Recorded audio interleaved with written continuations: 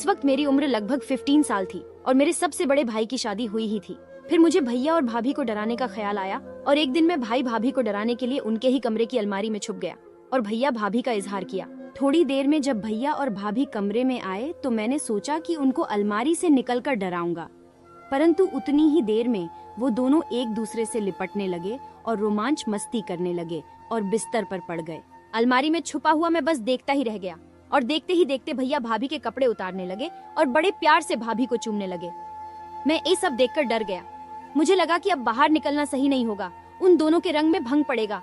अब मैं बाहर निकला तो मुझे मार पड़ी ढेगी और मैं अंदर खड़ा ही सब कुछ देखता रहा। मैं उन दोनों को शारीरिक संबंध बनाते हुए देख रहा था।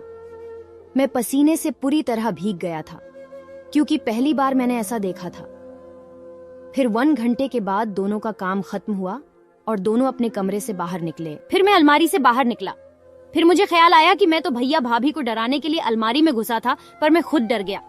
इसीलिए दोस्तों, हमें किसी के कमरे में छुपना नहीं चाहिए। Vertical bar.